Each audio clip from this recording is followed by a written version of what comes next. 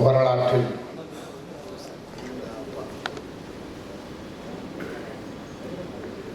ஒரு சிறப்பு வாய்ந்த நாளான நவம்பர் 26ஆம் நாள் இந்திய அரசியலமைப்பு சாசன சட்டத்தை முன்வரைவை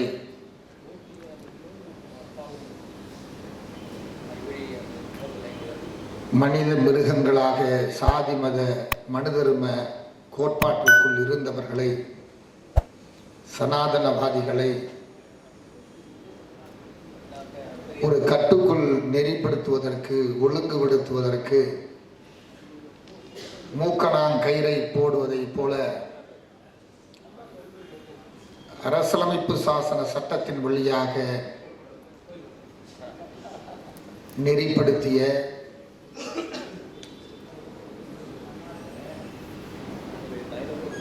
சிதறுண்டு உரிமைகளற்ற மனிதர்களாக இருந்த நம்மையெல்லாம் தலைநிமுறை செய்த மகத்தான படைப்பாக உருவாக்கப்பட்ட அரசமைப்பு சட்டத்தை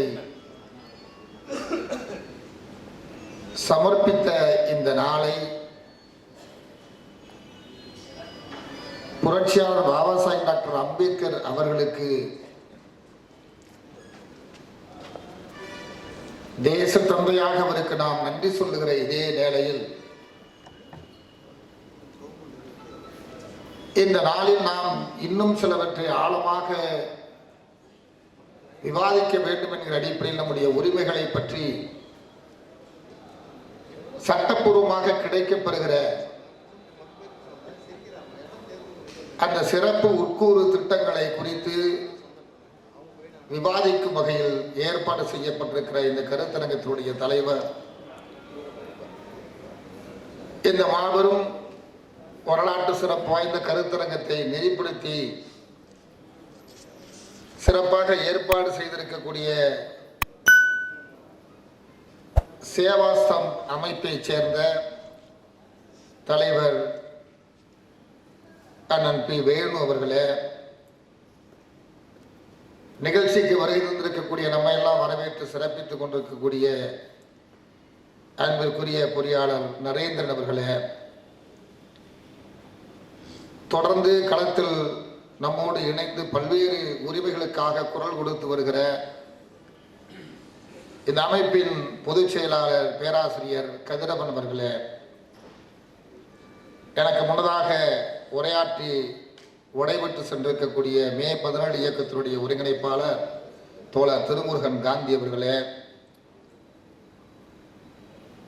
அகில இந்திய காங்கிரஸ் கட்சியை சேர்ந்த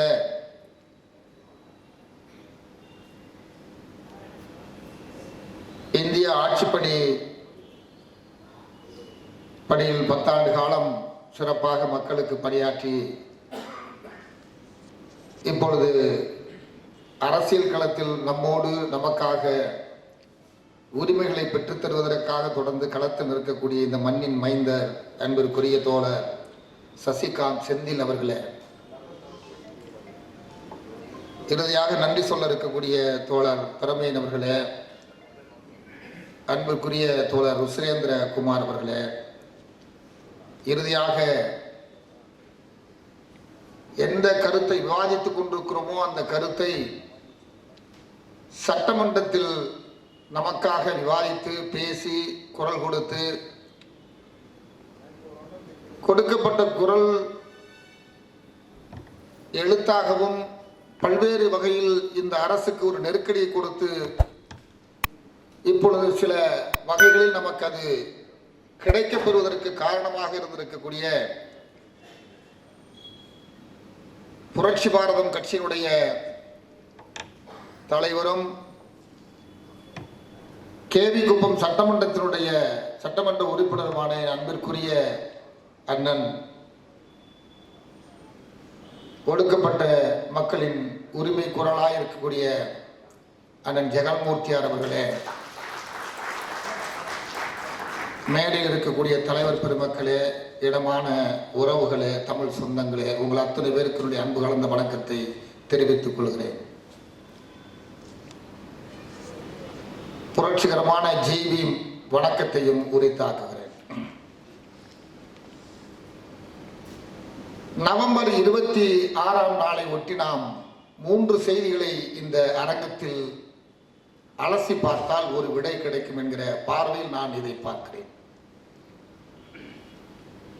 இந்திய அரசியலமைப்பு சாசன சட்டத்தை எழுதி கொடுத்து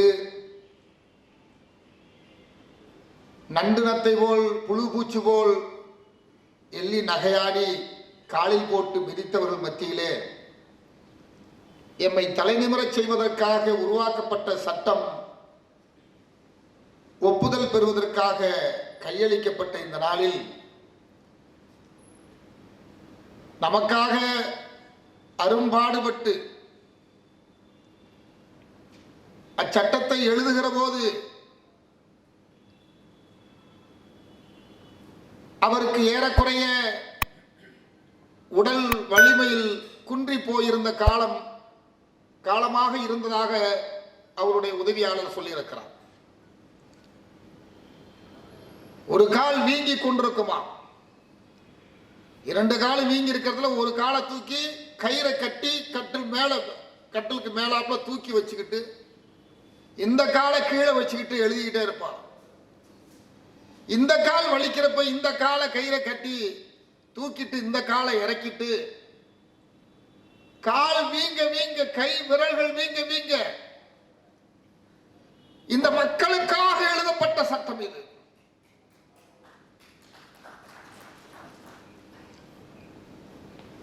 களத்தில் நின்று போராடுகிறவர்களை நாம் பார்த்திருக்கிறோம். நானும் கள போராடி எத்தனை போராட்டத்தை சந்திக்கலாம். தீர்வு ஆயுதத்தை எடுத்து கூட போராடலாம். இறுதி இலக்கினுடைய தீர்வு என் வீட்டு நாய்க்குட்டி கூட வன்முறைக்கு இலக்காகி இழப்பதை நான் ஒருபோதும் கேட்க மாட்டேன் என்று சொன்னவர் தான் புரட்சியாளர் பாபா சாஹிப் டாக்டர் அம்பேத்கர். இப்ப என்ன வேணும்? சட்டம், பாதுகாப்பு வேணும், ப்ரொடெக்ஷன் வேணும். அவர் 3 போராட்டங்களை மட்டுமே முன்னெடுத்ததாக வரலாறு சொல்லுகிறது. சவுதார் குல போராட்டம், நாசிக் போராட்டம் என்று 3 போராட்டங்களை மட்டும்தான். அவர் கடைசியா தூக்கி அதை ஓரம் வச்சுட்டு தன்னுடைய பேனா வலிமையில் தான் இன்று நம்மை இந்த நிலைக்கு உருவாக்குவதற்கு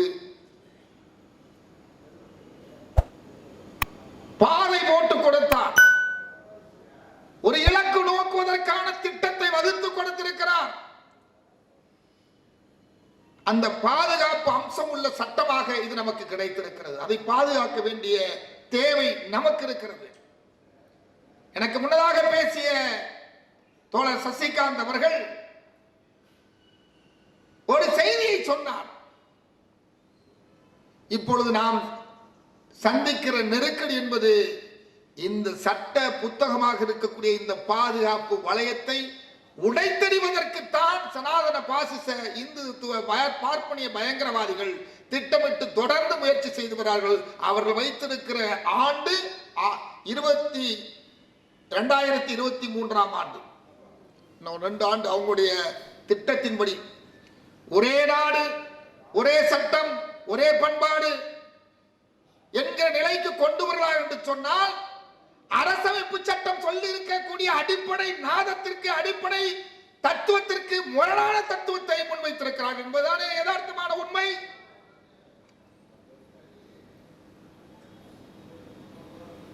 இந்த அரசமைப்பு சட்டத்தினுடைய அடிப்படை நாதம் எது? மதச்சார்பின்மை என்பதுதான் இதனுடைய மிக முக்கியமான கருப்பொருள். ஆனால் அந்த மதச்சார்பின்மை என்கிற அந்த கருப்பொருளை தகர்த்தெறிந்துவிட்டு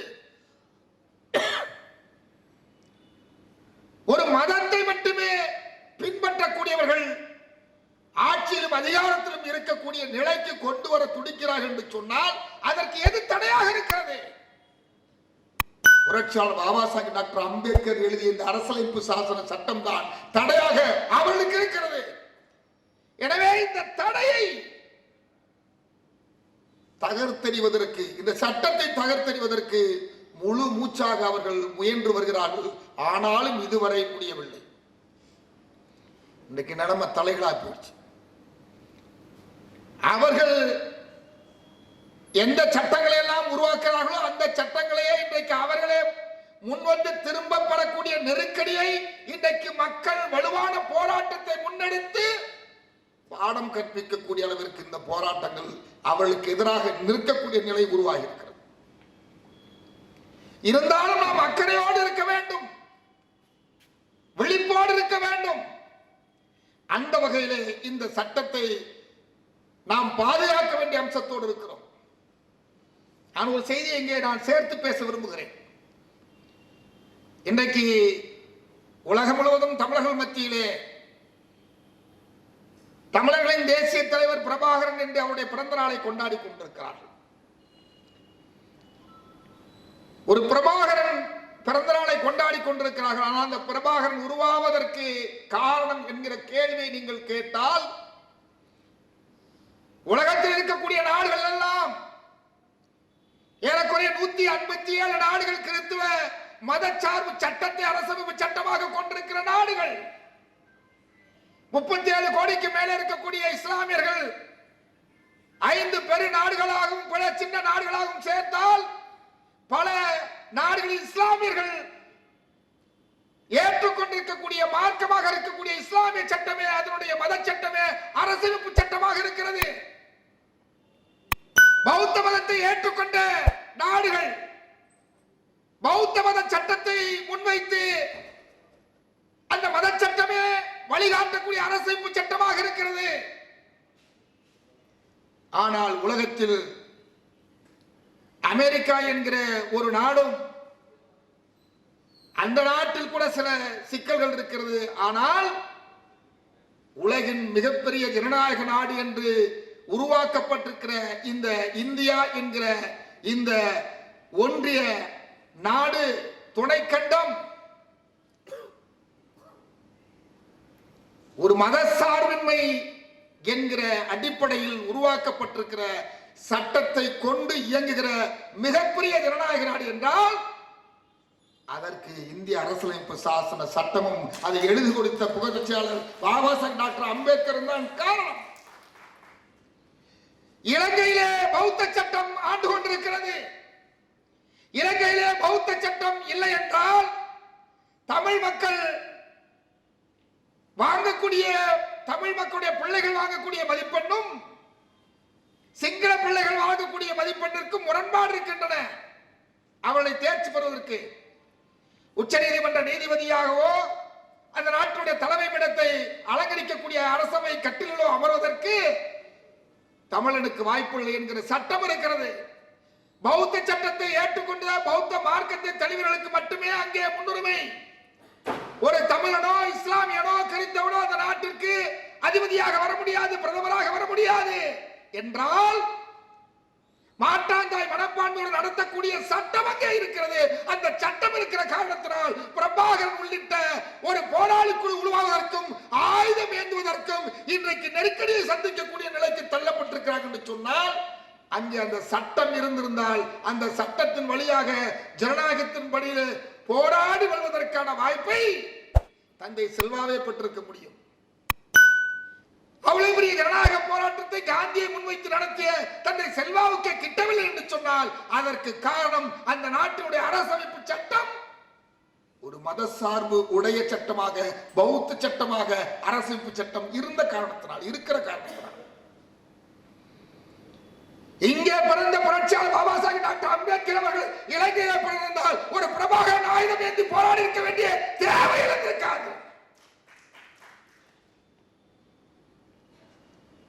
இதன் அருமையை உணர்ந்தவர்களுக்கு தான் தெரியும். ஆனால் நாம் மிக எளிமையாக நம் எளிதாக கிடைத்து விட்ட காரணத்தினால் இதை பற்றிய ஒரு விழிப்புணர்வோடு அணுக வேண்டிய நேரத்தில் நாம் இன்றைக்கு பின்தங்கி நிற்கக்கூடிய நிலைக்குத்தான் தள்ளப்பட்டிருக்கிறோம். தொடர்ந்து ஆண்டு கொண்டிருக்கிற ஆட்சியாளருடைய நடவடிக்கைகள் அப்படித்தான் இருக்கின்றது. அதற்கு சாட்சியம் தான் இந்த நாளிலே இன்னொருவரை இந்த கருத்தரங்கத்தோடு இணைத்து பேசுகிற போது மதிப்பிற்குரிய பெரியவர் ஐயா இளையபெருமாள் அவர்களை தவிர்த்து விட்டு இந்த கருத்தரங்கத்திலே கருத்தை பேசிவிட முடியாது. இந்தியாவிலே அமைக்கப்பட்ட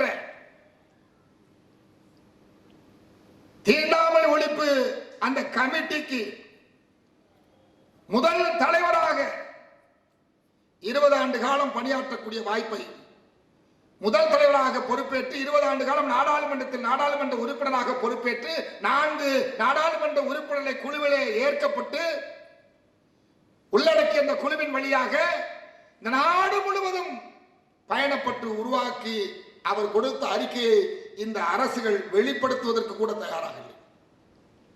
இன்றைக்கு வரைக்கும் ஐயா இளையபெருமாள் கொண்டு வந்த அறிக்கையை இணையத்தில் பார்க்க முடியாது, முழுவதுமாக எங்கேயும் கிடைக்காது.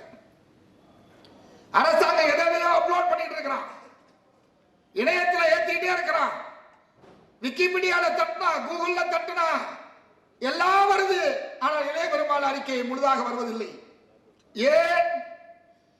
மிக முக்கியமான அந்த அறிக்கையில் சொல்லப்பட்டிருக்கக்கூடிய தரவுகள் அனைத்தும், அரசுக்கு முன்வைத்திருக்கக்கூடிய கோரிக்கைகள் அனைத்தும் மிக வலிமை வாய்ந்தது. இந்த மக்களை ஒரு சமத்துவத்தோடு தலை நிமிர செய்வதற்கு, பட்டியலின பழங்குடி மக்களுடைய கல்வி, பொருளாதாரம், அவருடைய வாழ்க்கை, இந்த சமூகத்தில் அவர்கள் சமத்துவத்தை பெறுவதற்கான வாய்ப்பை பெறுவதற்கு அவர் உருவாக்கி தந்த அறிக்கையிலே சொல்லப்பட்டிருக்கிற தரவுகளை மறைத்துக் கொண்டிருக்கிறார். ஒன்றை சொல்லுகிறேன், அவர் 65ல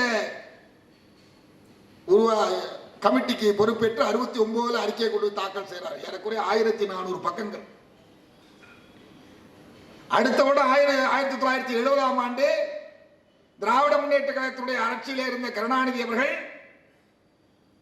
இப்பொழுது கொண்டு வந்திருக்கிறார்களே அந்த சட்டத்தை, விளம்பரம் பெரிய பெரிய விளம்பரமா போட்டுட்டு இருக்காங்க, அனைத்து சாதியினரும் அர்ச்சராகலாம் என்கிற சட்டம்.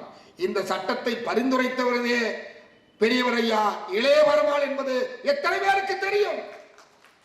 திராவிட முன்னேற்ற கழகத்தை சேர்ந்தவர்களுக்கு தெரியுமா? கருணாநிதி இந்த திட்டத்தை எங்கிருந்து எடுத்தார் என்று, இந்த பரிந்துரையை எங்கிருந்து எடுத்தார் என்று திராவிட முன்னேற்ற கழகத்துக்கு தெரியுமா? அவருடைய மகன் முதலமைச்சராக இருக்கக்கூடிய ஸ்டாலின் அவர்களுக்கு தெரியுமா? தெரிந்தாலும் சொல்ல மறுப்பார்கள். இவ்வளவு விளம்பரம் தராங்களே. 1969ஆம் ஆண்டு அரசுக்கு கொடுக்கப்பட்ட இளையபெருமாள் அறிக்கையில் சொல்லப்பட்ட அனைத்து சாதியினரும் அர்ச்சகராகும் என்கிற திட்டத்தின் அடிப்படையில் தான், பரிந்துரையின் அடிப்படையில் தான் நாங்கள் இதை செய்தோம் என்று நெஞ்சார சொல்வதற்கு இவர்களுக்கு மனசாட்சி இருக்கிறதா? இருக்க செய்ய மாட்டார்கள்.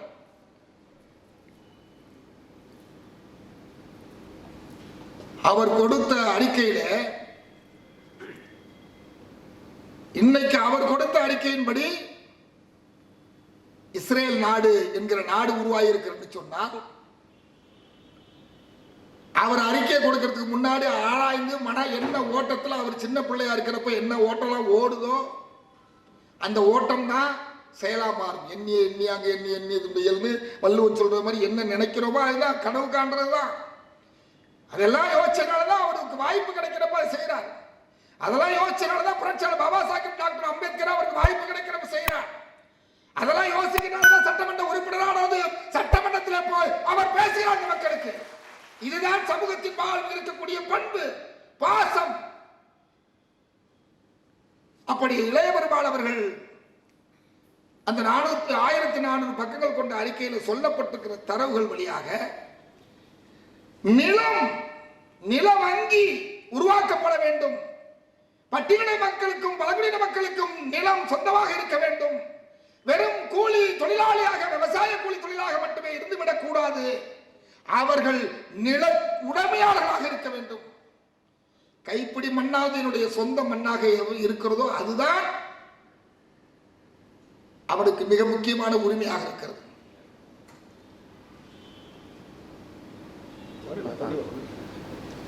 ஒரு கைப்பிடி மண்ணாக இருக்கணும் என்றால் பட்டியலின சமூகத்தை சேர்ந்தவன் நிலத்தை இழந்திருக்கிறான், ஆயுதத்தை இழந்திருக்கிறான், உரிமையை இழந்திருக்கிறான்.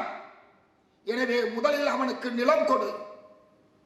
நிலம் உள்ளவன் தான் இந்த சமுதாயத்தில். இப்பயும் பாருங்க, வீடு வாடகை குடிக்கிறவனுக்கு விட வீடு சொந்தமா இருக்கிறவனுக்கு மதிப்பு ஜாஸ்தி. நம்ம ஆளுங்க பேசுறப்ப நான் சொந்த வீடு முதல்ல சொல்றப்ப சொந்த வீடுன்னு சொல்லுவாங்க. இன்னொரு வீடு அங்கே இருக்குது, இன்னொரு பிளாட் அங்கே இருக்குது, அது நான் வீடு வாடகைக்கு விட்டுட்டு இருக்கேன். எல்லா வாயிலும் கவனமா பாருங்க, இந்த வார்த்தை ரொம்ப இந்த வீடுன்றது ரொம்ப முக்கியமானது. இருப்பிடம், ஒருவருடைய இருப்பிடம் என்பது இருப்பை வெளிப்படுத்தக்கூடிய அடையாளமாக இருக்கிறது. எனவே அவர் சொல்லுகிறார், இஸ்ரேல் என்கிற நாடு எப்படி உருவாச்சு நீங்க வரலாறு எடுத்து பாருங்க. கொஞ்சம் கொஞ்சமா யூதர்கள் போய் அங்கே சேர்ந்து சிதறி கடந்த யூதர்கள் எல்லாம் எங்கேயோ எந்த பிற நாடுகளில் கண்டம் இருக்கிற போதும் அவர்கள் தங்களுடைய காசை கொடுத்து நில வங்கியை உருவாக்கி அந்த நில வங்கியின் வழியாக பிறருக்கு பணத்தை கொடுத்து அந்த பணத்தை கட்ட முடியாத நிலத்தை சட்டப்பூர்வமாக எடுத்ததோடு மட்டுமல்லாமல் இவர்கள் தங்கள் பல நில வங்கியில் வைத்திருக்கக்கூடிய முதலீட்டை பயன்படுத்தி மொத்தமாக ஒரு தேசத்தையே வாங்கி பிடித்தார் என்று சொன்னால், இந்த திட்டத்தையோ இளைய பெருமாளுடைய அறிக்கையில் இருக்கக்கூடிய சேர்த்து பாருங்க. ஆனால் சட்டம் நமக்கு வாய்ப்பு வழங்கியிருக்கிறது. எத்தனை கூட்டுறவு வங்கிகள் இருக்கு, அதுல தனியா பட்டியலின சமூகத்திற்கு என்று தனியா ஒரு டேபிள் இருக்கு. அந்த டேபிள் கீழே ஒரு பெரிய வேலை இருக்கு. தனியார் வங்கி சிட்பண்ட்ஸ் நடத்துறதுல இருந்து பல இது செயல்படுத்துவதற்கு 100 பேர் 100 ரூபாய் போட்டு நீங்க உடனே ஆரம்பிக்கலாம். மற்ற எந்த சமூகத்தை சேர்ந்தவர்களுக்கு அந்த வாய்ப்பு கிடையாது. ஆனால் அப்படி வாய்ப்பை பெருக்கி 100 பேர் கொண்டவர்கள் ஆளுக்கு 100 ரூபாய் போட்டு மேலும் ஒரு சிறு தொகையை டெபாசிட் பண்ணி ஒரு வங்கியை நீங்க தனியார் வங்கியை ஆரம்பிக்கலாம்.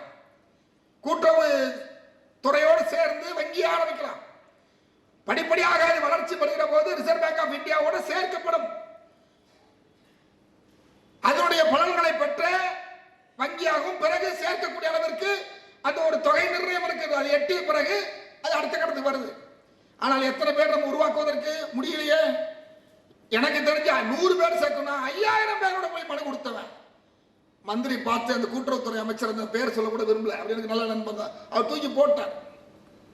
ஒரு பறைய பேங்க் ஆரம்பிப்பானா, சௌராஷ்டிரா ஆரம்பிக்கலாம், செட்டியார் ஆரம்பிக்கலாம், பிள்ளைமார் ஆரம்பிக்கலாம். ஆனால் பறைய வங்கி ஆரம்பிக்கிறான். அந்த டேபிள் கடைசி டேபிள் அந்த ஆளுடைய கையெழுத்தாகி ஒரு சாதாரண கை எல்லாத்தையும் அதுல கொடுத்திருக்காரு, ஆவணத்தை வச்சிருக்காரு. டெபாசிட் அவர் என்ன தொகை டெபாசிட் அந்த வங்கியில கேட்கிறாங்களோ கூட்டுறவுத்துறையில அதை விட 5 மடங்கு 10 மடங்கு கூடுதலா வச்சிருக்காரு. அவர் கேட்கிற நபர்களை விட கூடுதலான நபர்களை வச்சிருக்காரு. ஆனா தெரியல. இதுதான் இன்றைக்கு நிலைமை. எனவே இன்றைக்கு இந்த சிறப்பு உட்கூறு திட்டத்தை நாம் அலசி பார்க்கிற போது இந்த திட்டம் 2-3 மாநிலங்கள் நடைமுறைக்கு வந்திருந்தாலும் கூட தமிழ்நாடு ஒரு சமூக நீதி பேசுகிற மாநிலம், தந்தை பெரியார் பிறந்த மண் என்று சொல்லுகிற இந்த மண்ணில் சமத்துவத்தை நிலைநாட்டுவதற்கு இந்த நிதி மிக முக்கியமானதாக இருக்கும் என்று சொன்னால், இந்த நிதியை திராவிட கட்சிகளுடைய அணுகுமுறை எப்படியாக இருக்கிறது என்பதையும் இங்கே பேசிய வேண்டிய தேவை இருக்கிறது. கும்பகோணத்தில் மகாமக குளம்னு ஒரு குளம் இருக்குது. இந்தியாவில் இருக்கக்கூடிய இந்துக்கள் எல்லாம் போய் தங்களுடைய பாவங்களை கழுவுகிற இடமாக இருக்கிறது. அந்த கும்பகோணம் மகாமக குளத்தையுடைய 10 லட்சம் பேர், கிட்டத்தட்ட 25 லட்சம் பேர் வருவாங்க. அம்மையார் ஜெயலலிதா அவர்கள் குளிக்க பல பேர் செத்தாங்க. அந்த ஆண்டு அந்த மகாமக குளத்துக்கு செலவு செய்யப்பட்ட தொகை எங்கிருந்து எடுத்து செலவு பண்ணாங்க இன்னும் சர்ச்சையாக தானே இருக்குது. ஆயுர்வேத நலத்துறைக்கு சொந்தமான தொகையிலிருந்து எடுத்து பரையம்பல்ல சக்கிலியம் போகக்கூடிய ரோடு இது, சாலை இது என்று மகாமக கோலத்துக்கு போறது சாலையெல்லாம் போட்டாங்க. ஏடா புது சாலையெல்லாம் அந்த விழாவுக்கு வருது என்று ரொம்ப மகிழ்ச்சியா இருந்தா, இங்க குப்பனும் சுப்பனும் பல்லனும் பயணமாக இருக்கக்கூடியவன் இங்க நடந்து போவதற்காக என்று எழுதப்பட்டு இந்த நிதியை எடுத்து அந்த நிகழ்ச்சிக்கு பயன்படுத்தியதான வரலாறு. உழவர் சந்தை என்று சொல்லக்கூடிய திட்டமாக இருந்தாலும் சரி, சமத்துவபுரம் என்று சொல்லக்கூடிய திட்டமாக இருந்தாலும் சரி, இந்த திட்டங்களுக்காக ஒதுக்கப்படுகிற தொகை எங்கிருந்து எடுக்கப்படுகிறது? விவசாயம் நான் மட்டும் தான் விவசாயம், கத்திரிக்காயும் வெங்கைக்காயும் சுண்டைக்காயும் பறிச்சு ஒன்று நான் மட்டும் தான் உழவர் சந்தையில் விற்கிறேனா? எல்லா சாயம் தானே விற்குது. எனக்கு மட்டுமா கட்டித்தர? எனக்கு 2 கடை கொடுக்கறதுக்காக சதவிகிதப்படி 18 விழுக்காடு படி கூட கொடுக்கல. 18 கடை. அதுவும் யாரோ ஒரு பெரிய மனுஷன், பெரிய மண்டி யார் வச்சிருக்காரோ அவன் ஒருத்தர் பேர்ல தான் வச்சிருப்பான், அல்லது ஒருவேளை பல்லமறைய பேர்ல வச்சிருப்பான். பெரியார் சமத்துவபுரத்தை உருவாக்குறார்கள். அதுல கூட 18 வீடு 100 வீடு கட்டினா 18 வீடு பட்டியலின சமூகத்தை சேர்ந்தவருக்கு கொடுக்கிறாங்களா? யாராவது ஒரு பழையனுக்கோ பல்லனுக்கோ அடையாளத்துக்கு கருவேப்பிலை கணக்கா கொடுத்துட்டு மற்றவிட ஐயர் ஐயங்கார்ல இருந்து செட்டியார் பிள்ளை ரெட்டிமார் வரைக்கும் கவுண்டர் வரைக்கும் கொண்டு போய் கொடுக்குறீங்களே, இது யார் விட்டு படம்? பிற்படுத்தப்பட்ட நலத்துறையிலிருந்து இருக்கக்கூடிய படத்தை நீங்க எடுத்திருக்கீங்களா? அல்லது வேற துறையில இருந்து இந்த பணத்தை எடுத்து செலவு பண்ணுவதற்கு துணிச்சல் இருக்குதா? இல்லை. ஏனென்றால் கேட்பதற்கு நாதி இல்லாத சமூகமாக இருக்கிறது. அப்படிப்பட்ட தலைவர்கள் தான் இருக்கிறார்கள் என்கிற நிலை இருப்பதால் தான் இப்படிப்பட்ட சிக்கல் இருக்கிறது. அதெல்லாம் அப்படி கிடையாது. நாங்கெல்லாம் கேட்பதற்கு இருக்கிறோம் என்கிற அடிப்படையில் தான் இன்னைக்கு சட்டமன்றத்தில் போய் இப்படிப்பட்ட குரலை எழுப்பி இப்படி ஒரு புத்தகம் எழுவதற்கு காரணமாக அரவேந்தன் ஜெகன்மூர்த்தி அவர்கள் இருக்கிறார்கள். நான் சில பேரை குற்றச்சாட்டுக்காக நான் இதை சொல்ல, நான் சொன்ன வேற மாதிரி போயிடும். நான் செஞ்சதும் சிறப்பை மட்டும் சொல்றேன். குறைய பேசினா அதிகமா இருக்கும். திராவிட முன்னேற்ற கழகத்தில் இருக்கக்கூடிய சட்டமன்ற உறுப்பினர்களோ, அண்ணா திராவிட முன்னேற்ற கழகத்தில் இருக்கக்கூடிய சட்டமன்ற உறுப்பினர்களோ, அல்லது பிற கட்சியில் இருக்கக்கூடிய சட்டமன்ற உறுப்பினர்களோ, பட்டியலின சமூகத்தை சேர்ந்தவர்களோ, ஏன் பட்டியலின சமூகத்தை சேர்ந்தவங்க தான் பேசணுமா? திருமணம் காந்தி வந்து பேசுற மாதிரி யாராவது முற்போக்கு இடதுசாரி சிந்தனை கொண்டவர்கள் யாரும் பேசுறதுக்கு வாயே இல்லையா? பேச மாட்டாங்களா? பேச மாட்டாங்க. அதுக்காகத்தான் 44 பேருக்கு நமக்கு வாய்ப்பு கிடைக்கிறது. அரசியலமைப்பு சட்ட வழியாக நமக்கு சமூக நீதி கோட்பாடு உருவாக்கி தந்திருந்தும் அங்கே போய் உட்கார்றவங்க தலையாட்டி பொம்மையாத்தான் இருக்கிறாங்க. இதையெல்லாம் மாற்ற வேண்டும். இன்னும் சொல்ல போனா ஒரு சின்ன புள்ளிவரத்தை சொல்லியாலே நான் அதுக்கு தலைவர் பேசுறதுனால நான் ஒரு 2 செய்தி மட்டும் சொல்ல விரும்புகிறேன். இப்பொழுது நடப்பு நிதியாண்டில் பார்த்தீங்கன்னா கிட்டத்தட்ட 14,000 சில்லறை கோடி ரூபாய் ஒதுக்கீடு செஞ்சாங்க. அதுல பார்த்தீங்கன்னா நேரடியா 19 துறைகள் ஆயுதிராவிட நலத்துறை இல்லாம மீதி இருக்கக்கூடிய பொதுத்துறை நிறுவனத்திலிருந்து மற்ற இதர விவசாயத்துறையிலிருந்து எல்லா துறை சேர்த்து 19 துறைக்கு ஒதுக்கப்பட்ட மொத்த நிதியில கிட்டத்தட்ட பாத்தீங்கன்னா 1,306,000 கோடி ஒதுக்கி மொத்தம். அது மட்டும் தான் நேரடியா வந்திருக்கு. நமக்கு ஒதுக்கப்பட்டது 14,696 கோடி ரூபாய். ஆனா நமக்கு வந்திருக்கா? வரல.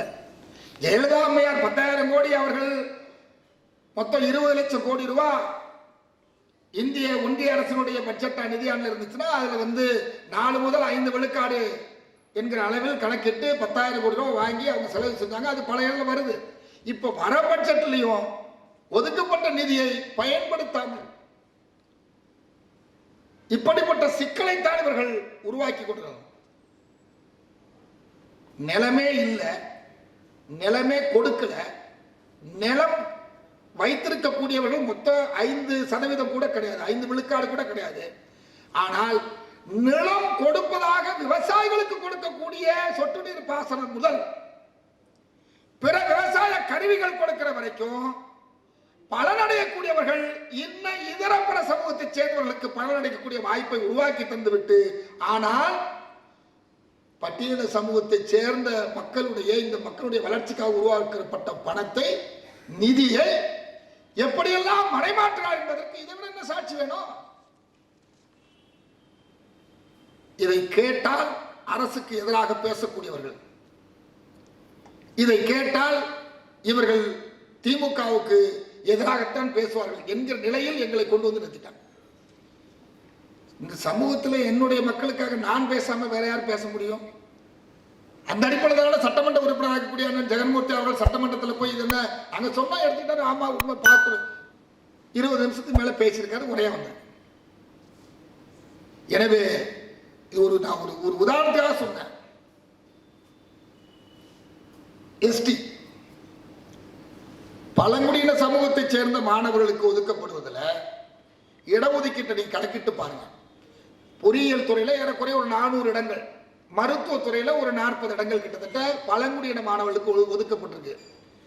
ஆனால் ஒவ்வொரு ஆண்டும் பழங்குடியின மாணவர்கள் மிக முக்கியமான துறைகளில் பொறியியல் துறையிலும் சேர்றாங்க, மருத்துவத்துறையிலும் சேர்றாங்க. ஆனால் பழங்குடியின சமூகத்தை சேர்ந்தவர் ஒருத்தர் மருத்துவராகவே வரல. அப்ப என்ன கணக்கு? என்ன கணக்கு?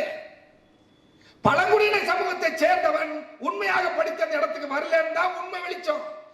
பிற சாதியில பிறந்தவன் தன்னை பழங்குடியின சமூகத்தினராக சான்று வாங்கிக் கொண்டு பலனடைகிறார்கள் என்பதுதானே இதில் யதார்த்தமான உண்மை. 1.5 லட்சம் போலி சான்றிதழ் இருக்கிறத அரசாங்கம் வரைக்கும் கண்டதுண்டா? விசாரித்ததுண்டா? நடவடிக்கை எடுத்ததுண்டா? எத்தனை துறையில உயரதிகளாக இருக்கிறார்கள், புகார் அளிக்கப்பட்டிருக்கிறது, அளிக்கப்பட்ட புகாரின் மேல விசாரணை நடத்தியதுண்டா? ஓய்வு பெற்ற நீதிபதி அமைக்கலாமே. ஏன்? மிக முக்கியமா ஒருத்தர் மேல நாம குற்றச்சாட்டு வைக்கிற போது அவர் அந்த குற்ற பின்னணி உடையவராக குற்றத்தில் ஈடுபட்டு தவறு செய்து அரசை ஏமாற்றி சான்று பெற்று வேலைக்கு வந்திருந்தால் அவர் எடுத்துக்கொண்ட அரசாங்க ஊழியராகவோ அல்லது எதற்காக எடுத்துக்கொண்டால் அதுக்கு ஒரு உறுதிமொழி இருக்கும். அந்த உறுதிமொழியையே அவர் மீறுகிறார் என்று சொன்னால் அவர் சட்டப்படி குற்றவாளி என்று அறிவித்து குற்றவாளிக்குரிய நடவடிக்கை எடுப்பதற்கு தண்டனை தருவதற்கு இந்த அரசுகளுக்கு துணிச்சல் உண்டா? செய்ய மாட்டாங்க. ஏன்? இவரு பழங்குடியின மக்களுக்காக யார் பேசுறது? யார் பேச போறா?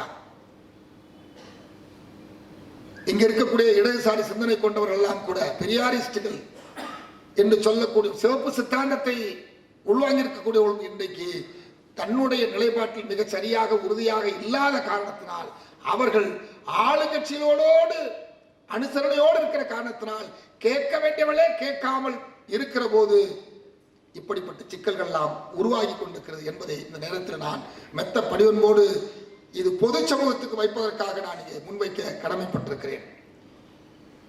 ஐயா இளைய பெருமாள் அவர்கள் மிகப்பெரிய அளவிலே இந்த சிறப்பு உட்கூறு திட்டத்திற்கு குறித்து பல்வேறு தரவுகளை அடங்கிய ஒரு முன் வரைவை அவர் கொடுத்திருக்கிறார். அதற்கு பிறகு மண்டல் கமிஷன் அறிக்கை சொல்லி அந்த மண்டல் கமிஷன் அறிக்கை நடைமுறைக்கு வரப்ப கூட இது வரல. 1955 வன்கொடுமை தடுப்பு சட்டம், தீண்டாமை ஒழிப்பு சட்டம் இருந்துச்சு. அது தீண்டாமை ஒழிப்பு சட்டம் 1955 இருந்த பொழுது 1976 தான் அது PCR act protection civil rights என்ற அந்த சட்டமாக மாறுகிறது. அது மாறுது, தீண்டாமை சட்டம் மாறுகிறது. அப்படி மாறுகிற பிசிஆர் ஆக்டா மாறுகிறது. அது மாறுவதற்கு எது அடிப்படை ஆதாரமாக இருந்தது என்று சொன்னால் ஐயா இளைய பெருமாள் எழுதி கொடுத்த இந்த கமிஷன் அறிக்கையிலிருந்து பெறப்பட்ட தகவலின் அடிப்படையில் தான், தரவுகளின் அடிப்படையில் தான், கோரிக்கைகளின் அடிப்படையில் தான் இந்த 1976 ஆண்டு பிசிஆர் ஆக்ட் என்ற ஆக்ட் நமக்கு பாதுகாப்பான சட்டம் உருவானது. அது பிறகு 1989 ஆண்டு வன்கொடுமை தடுப்பு சட்டமாக நமக்கு மாறி அதிலேயும் சுப்ரீம் கோர்ட் கொடுத்த தீர்ப்பின் அடிப்படையில் நமக்கு ஏற்பட்ட நெருக்கடியில் மும்பை மகாராஷ்டிராவை சேர்ந்த பாஸ்கர் என்று நான் கருதுகிறேன். அந்த வழக்கில் கொடுத்த தீர்ப்பின் அடிப்படையில் மீண்டும் 2018 ஆண்டு இந்தியா முழுவதுக்கும் நம்முடைய உறவுகள் போராடி மிகப்பெரிய நெருக்கடி கொடுத்து இந்த நரேந்திர மோடி சர்க்காருக்கு, இந்த அரசுக்கு நெருக்கடியை கொடுத்து அந்த நெருக்கடியில அவர்கள் கொள்கை முடிவை எடுக்க வைப்பதற்கு பல கட்ட போராட்டத்தை, அது குறிப்பா பீகார்ல, ஊப்பில, பிற மாநிலங்களில் மிக கடுமையாக நடத்தப்பட்டது. அப்படி நடத்தப்பட்ட போராட்டத்தின் அடிப்படையில் தான் இன்றைக்கு மீண்டும் நமக்கு ஒரு பாதுகாப்பான சட்டம் உருவாக்கப்பட்டிருக்கிறது. இந்த சட்டங்களை நிர்மூலமாக்குவதற்கு எப்படியெல்லாம் துடிக்கிறார்கள் என்பதற்கு இதுதான் சான்று. அரசு ஊழியராக இருப்பவரை வன்கொடுமை செய்ய மாட்டார்னு என்ன உத்தரவாதம் தர முடியும்? எந்த புத்துல எந்த பாம்பு இருக்குன்னு யார் சொல்ல முடியும்? சாதி ஆளுமை, சாதி வெறி என்பது எப்படி இருக்கிறது? சாதி ஆணவ வெறி படுகொலைகளே என்பதற்கு சாட்சியா இருக்குல்ல. உலகம் முழுவதும் நடக்கக்கூடிய, அன்றாடம் நடக்கக்கூடிய 5 ஹானர் கில்லிங் என்று சொல்லக்கூடிய சாதி ஆணவ படுகொலையில் ஒரு படுகொலை இந்தியாவில் நடக்கிறது. அது எதன் அடிப்படையில் நடக்கிறது? சாதியின் அடிப்படையிலும் மதத்தின் அடிப்படையிலும் இந்த ஹானர் கில்லிங் என்று சொல்லக்கூடிய சாதி ஆணவ வெறி படுகொலைகள் நடக்கிறது. இது குறித்து அரசுகள் சிந்தித்தது உண்டா?